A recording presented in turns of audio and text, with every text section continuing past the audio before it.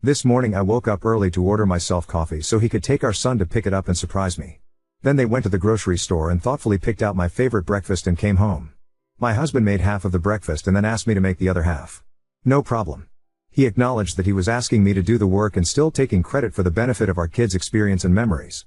It was no problem until he went upstairs to go to the bathroom, and after 45 minutes I walked upstairs to check on him and he was asleep in our bed.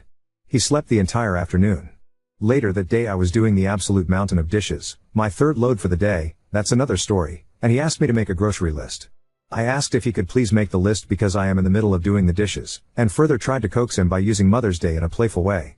I really didn't want to drop what I was doing to look in the fridge he was already standing right in front of to tell him what we needed for dinner. He knows what the ingredients are, he could easily look himself, but he insisted I help him. I was super frustrated, so I took a deep breath, washed and dried my hands, and then opened the fridge and started telling him what we need. He could sense my frustration and called me on it.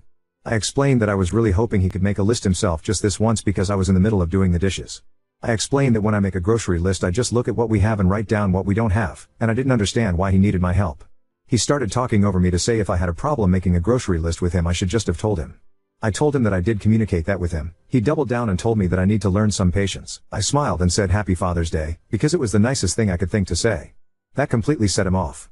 He went off on me, refused to get ingredients to make our dinner, bought dinner for only himself and our kids, and has been giving me the silent treatment for over an hour. He says I went too far. Ada? ETA, wow, I did not realize I was going to wake up to so much to read. Thank you for all of your feedback. I have been enjoying my self-brewed coffee this morning and taking in your responses. I have a lot to look over and think about. I know divorce is the obvious answer. Edit 2, no, divorce isn't the obvious answer for this specific incident. Edit 3, I mean the idea of divorce is not solely based on this one specific incident. Several people have commented thinking everyone is jumping to divorce based on this one situation. It is more complex than this one day. No, I'm not using Reddit as a poll for whether or not to leave my marriage. Till how to make Reddit paragraphs. Both of our mothers are dead, unfortunately. Our children are 6 and under. It is common for parents to help and facilitate the day. 6-year-olds and toddlers can't be responsible for celebrating their parents. I didn't expect anything from him. I know it's just a Hallmark consumerism holiday. People who have commented are correct in saying that this incident is just representative of every other day, but magnified by the fact that Mother's Day was a particularly shitty day to choose to be particularly shitty. I felt like maybe I was TA for making the petty comment. I am ND and sometimes I have trouble picking up on if I did something wrong that I maybe didn't realize was wrong to say or do. I appreciate all of the anecdotes of your strength and ability to move forward after leaving an exhausting marriage. It is inspiring. Update 1. Since Sunday I have not lifted a single finger for baby Sinclair, my internal nickname for him. Unless it directly impacts our kids, every time he requests my help or to do something for him that he can do himself I just use my absolute sweetest voice, let him know he doesn't need my help and I believe in his ability to complete the task himself. Then I smile and walk away. The third time I did this, he said I was making him uneasy. I could not help but to LOL, which made him announce that he felt more uneasy. I know it wasn't kind, but I calmly told him he is a pathetic human. I told him I'm sorry it has to be me, but someone in his life needs to tell him to grow the fuck up. I told him I care about him and I love him, but I will not tolerate being treated with disrespect even one more day. He said I am abusive. The actual audacity. I spared the divorce conversation, for safety and because I have said many times before I want to leave and financially it isn't possible right now. Side note, I tried to leave last year because he was making me feel unsafe and his behavior was erratic. I went to the emergency room in a mental breakdown and told them about the abuse, which they noted in detail on my file. They asked about any plans to escape and I told them I had it covered, and answered their questions about my plan. I had been planning for our escape for a year leading up to this. They told me they had to document the reported abuse in my file. I asked them to check my chart to make sure it is not tied to his account. They looked at it in front of me and said they made sure he wasn't on my emergency contacts or attached to my chart in any way, but then guess who got an email with my chart notes detailing his abuse and my exit plan before I even got home? I had to cool things down and start over with a new plan that I kept entirely to myself. At this point though, he knew I had saved up money to leave, so most of my savings was depleted within a couple of months. I eventually left with our kids with far less savings, and it didn't take long for me to realize I could not sustain the cost of my original bills, still in my name, and new bills in addition to legal assistance and the overall cost of starting over. Our leaving caused him to spiral and he went back to therapy. Soon after, we started to dip our toes into visiting each other, mostly because I didn't want to leave our kids with him. We stuck to outdoor public activities as a family. He has always been able to wear me down and talk me out of a divorce, and this ended up no differently. Even though I know I'm not an anomaly, I felt ashamed and like a complete failure for going back. Surprisingly, he never actually changed. Anyway, back to present day, I began to gray rock to throw off his cycle of attempting to rope me back into the argument from the other day.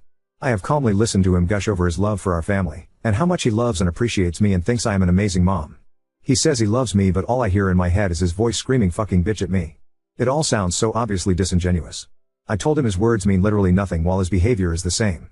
It's like saying waffles have legs. It sounds unbelievable, and if I don't see it with my own eyes, I'm not believing it. I told him regardless of if in the end we stay together or not, we need to go back to therapy as a duo and separately. I told him he needs to take steps today to move forward with therapy and treating his mental health appropriately. He agreed, but no evidence of walking waffles yet. I am surprised at my ability to completely refuse to do anything he can do himself. I'm more surprised that he's actually doing the tasks himself. I have tried this before and he ultimately bullies me into doing the task. Not this time. He keeps complaining about his results in ways that are so juvenile and manipulative, always leaving the impression that if I had just done it for him it would have been done correctly. I just smile and tell him he did a good job with the task and tell him that it sounds like he needs more practice and eventually it will become second nature. I am feeling his attempts to make me miserable, but it is rolling right off of me. At least for now.